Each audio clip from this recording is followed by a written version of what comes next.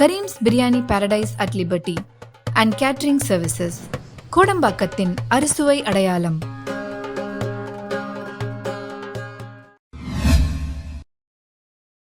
வணக்கம். அடுத்த 6 வருடத்திற்கு பிரைம் மினிஸ்டர் மோடி தேர்தல் களத்தில் இறங்காதபடி அவர் மீது ஒரு பிட்டிஷன் போடப்பட்டிருக்கிறது. அதாவது ராஜஸ்தானில் இருக்கக்கூடிய பீலிபீத்திலிருந்து அவர் பேசிய ஒரு உரை அதற்கான காரணமாக மாறிவிட்டது. என்ன அந்த உரை? எதிர்க்கட்சிகளுக்கு நீங்கள் ஓட்டு போட்டீர்கள்னா தாலி பறிக்கப்படும் என்கிற அந்த வார்த்தை.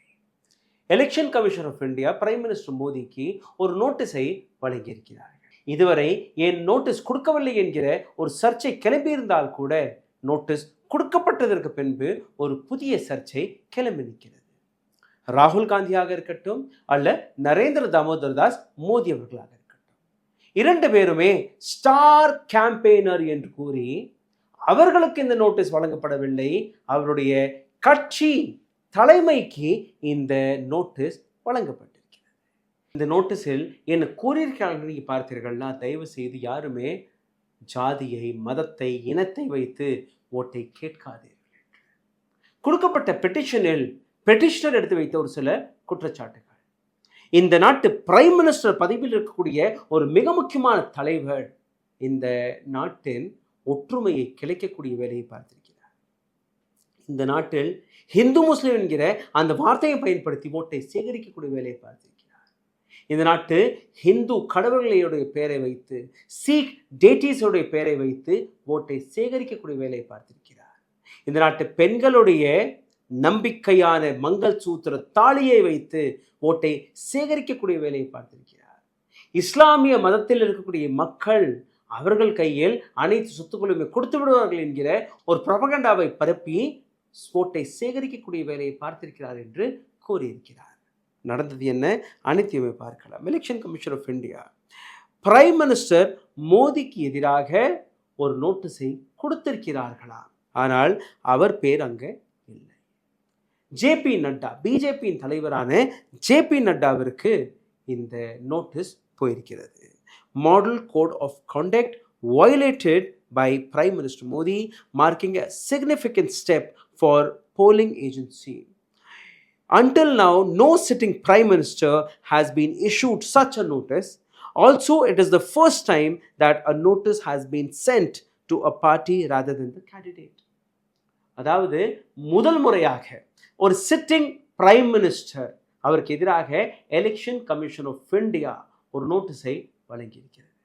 இந்திரா காந்தியாக இருக்கட்டும், ராஜீவ் காந்தியாக இருக்கட்டும், வாஜ்பாய் அவர்களாக இருக்கட்டும், விபி சிங்காக இருக்கட்டும், டாக்டர் மன்மோகன் சிங்காக இருக்கட்டும், நரசிம்ம ராவாக இருக்கட்டும், யாராக இருந்தாலுமே யாருக்கு எதிராகவும் எந்த விதமான நோட்டீஸும் இதுவரை வழங்கப்படவில்லை.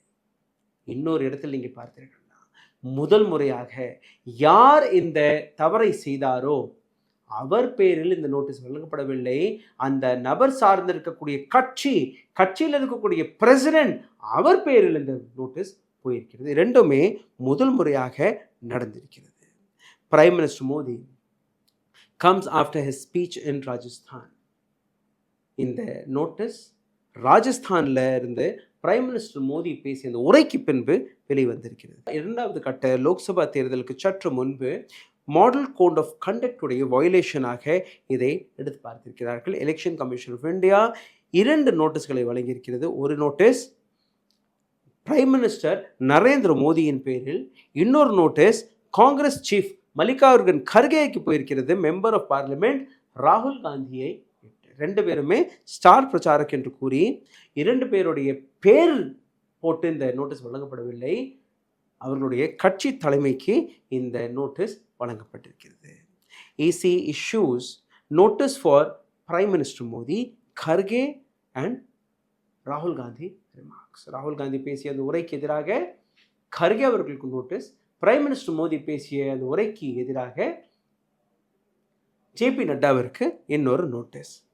தேர்ஸ்டே, அதாவது April 25 election commission of India ஒரு மிக முக்கியமான முடிவு எடுத்திருக்கிறார்கள். போர்ட் ஆஃப் கோட் ஆஃப் கண்டக்டை வயலேன்ஸ் செய்த பிரைம் மினிஸ்டர் மோடிக்கு எதிராக மற்றும் ராகுல் காந்திக்கு எதிராக இந்த 2 நோட்டீஸ். ஏன் இந்த நோட்டீஸ் சர்ச்சைக்கு வந்திருக்கிறது இன்னைக்கு பார்த்தீர்களா? இதற்கு முன்பு காங்கிரஸ், சிபிஐ, சிபிஐஎம்எல் இது போன்ற பல்வேறு நபர்கள் எடுத்து வைத்த கம்ப்ளைண்ட், ராஜஸ்தானில் பிரைம் மினிஸ்டர் மோடி பன்ஸ்வாரா என்கிற இடத்தில் இருந்து பேசிய அந்த உரைக்கு எதிராக அனைத்து நபர்களுமே கம்ப்ளைண்ட் கொடுத்ததற்கு பின்பு எலெக்ஷன் கமிஷன் ஆஃப் இந்தியா எந்த விதமான நடவடிக்கையும் எடுக்காத பட்சத்தில் கடைசியில் தப்பிக்க முடியாத தருணத்தில் ஜேபி நட்டாவிற்கு ஒரு நோட்டீஸை வழங்கியிருக்கிறார்கள். காங்கிரஸ் எடுத்து வைத்த குற்றச்சாட்டு, Modi in his speech had alleged Congress wanted to redistribute the wealth of people to Muslims and the opposition party won't even spare the Mangal Sutra for women. இஸ்லாமியர்கள் கையில் இந்த நாட்டிற்குரிய வளங்களை பறித்து கொடுக்கக்கூடிய வேலையை பார்க்க போகிறது எதிர்க்கட்சிகள். இன்னும் சொல்ல போனால் பெண்கள் கழுத்தில் கடக்கக்கூடிய அந்த தாலியை கூட இவர்கள் விடமாட்டார்கள். இதுதான் பிரைம் மினிஸ்டர் மோடி பேசியது. அதற்கு பின்பு அவருக்கு எதிராக ஒரு குற்றச்சாட்டு, ஒரு அலிகேஷன் எடுத்து வைத்து இந்த உரைக்கு எதிராக எலெக்ஷன் கமிஷன் ஆஃப் இந்தியா ஒரு நோட்டீஸை வழங்கியிருக்கிறது. பிஜேபியும் ராகுல் காந்திக்கு எதிராக ஒரு கம்ப்ளைண்டை கொடுத்தார்கள். கோயம்புத்தூர் தமிழ்நாட்டில் இருந்து அவர் பேசிய உரைக்கு எதிராக இந்த கம்ப்ளைண்ட் கொடுக்கப்பட்டது.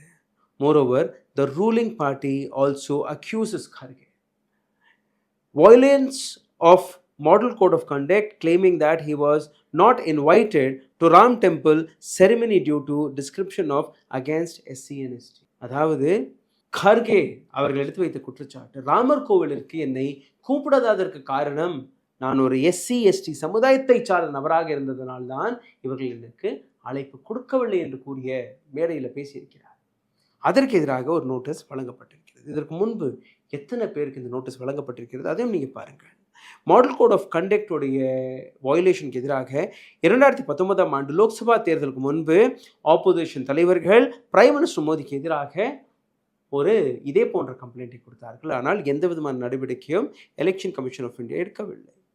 இதற்கு முன்பு நீங்கள் பார்த்தீர்கள்னா பிஜேபியை சார்ந்த திலீப் கோஷ் நேரடியாக அவருடைய பேரை போட்டு தான் இந்த ஆக்ஷன் எடுக்கப்பட்டது, அவருக்கு நோட்டீஸ் வழங்கப்பட்டது.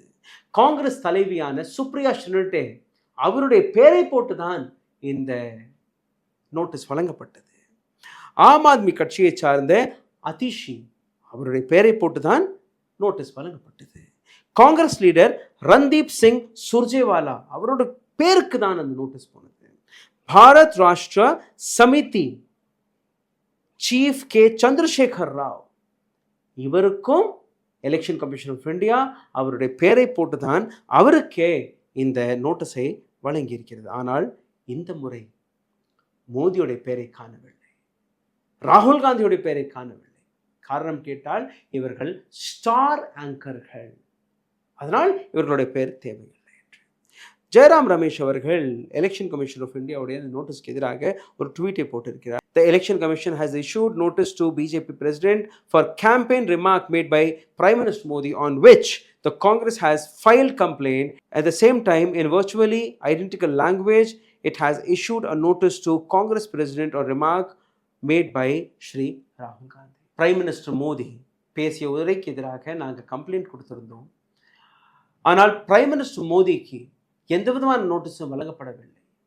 எப்படி அவருக்கு ஒரு நோட்டீஸ் போயிருக்கிறது அதே பாணியில் ராகுல் காந்திக்கும் கொடுத்திருக்கிறார்கள். அதாவது பிரைம் மினிஸ்டர் மோடியை காப்பாற்றக்கூடிய வேலையை பார்த்து வருகிறது. அப்படி இது உறுதிப்படுத்தப்பட்டது என்றால் அடுத்த 6 வருஷத்திற்கு பிரைம் மினிஸ்டர் மோடி எந்த தேர்தல் களத்திலுமே கலந்து கொள்ள முடியாது, அவரால் போட்டியிட முடியாது. If you issue a notice to a party for comments of leader, how much of room do you have to act against the leader? Also, let's say party replies unsatisfactory, what action will you take against the party? ஒரு அரசியல் கட்சிக்கு ஒரு தனி நபர் பேசிய உரைக்கு ஒரு அரசியல் கட்சிக்கு நீங்கள் நோட்டீஸை வழங்கி இருக்கிறீர்கள். அப்போ எப்படி அது சாத்தியப்படும், எப்படி அது நியாயப்படுத்தப்படும்? ஒரு தனிப்பட்ட நபர் இஸ்லாமியர்களை, பெண்களை, மதத்தின் அடையாளத்தை வைத்து பேசி வருகிறார். அப்போ பார்ட்டி அதற்கு எப்படி பொறுப்பு? நீங்கள் நேரடியாக ஒரு தனி நபருக்கு தான் இந்த நோட்டீஸை வழங்க வேண்டுமே ஒழிய ஒரு பார்ட்டிக்கு வழங்கக்கூடாது. இந்த வீடியோ உங்களுக்கு பிடித்திருந்தால் தயவு செய்து பகிருங்கள். உங்களுடைய கருத்துக்களை கீழே கமெண்டில் எழுதுங்கள். எங்கள் போன்ற சின்ன சின்ன சேனல்களுக்கு உதவும்படி யாரெல்லாம் நினைக்கிறீர்களோ கீழே எழுதியிருக்கக்கூடிய UPI ஐடியில் உங்களுடைய ஆதரவை தெரிவிக்கலாம். எங்களுடைய சேனலை முடக்க தொடங்கிவிட்டார்கள். மீண்டும் ஒரு முறை அதே முறையில் அதே பாணியில் எங்களுடைய வீடியோக்கள் தடுத்து நிறுத்தப்படுகிறது. உங்களுடைய உதவி எங்களுக்கு தேவைப்படுகிறது. உங்களுடைய கான்டாக்ட் நம்பரிலிருந்து உங்களுடைய வாட்ஸ்அப், ஃபேஸ்புக், இன்ஸ்டாகிராம் எங்கெல்லாம் இருக்கிறீர்களோ உங்களுடைய நண்பர்களுக்கு, உங்களுடைய குடும்பத்தினர்களுக்கு எங்களுடைய வீடியோக்களை பகிருங்கள். இது போன்ற டீட்டெயில்டான, ரொம்பவே ஆழமாக ரிசர்ச் செய்யப்பட்ட கான்டென்ட் இன்டர்நெட்டில் மிகவும் குறைவாக இருக்கிறது. கோதி மீடியா யாருக்காக வேலை பார்க்கிறது என்று உங்களுக்கு புரிந்திருக்கும் என்று நம்புகிறேன். ஊடகத்தை வாழ வைப்பதற்காக, ஊடகத்திற்கு உயிர் கொடுக்கும்படி உங்களுடைய உதவி எங்களுக்கு நிச்சயமாக கிடைக்கும் என்று நம்புகிறோம். நன்றி, வணக்கம். ஊடகம் கார்ப்பரேட் அரசியல்வாதிகளின் கைப்பாவையாக, அடிமைகளாக இருந்தது போதும். இனி சாட்டை எடுத்து சுழற்றும் நேரம் வந்துவிட்டது. ஊடகம் பொதுமக்களாகிய உங்களுக்காக, உங்களாலேயே இயக்கப்பட வேண்டும். ஊடக சுதந்திரத்திற்காக உங்களின் பங்களிப்பை இன்றே அளித்திடுங்கள்.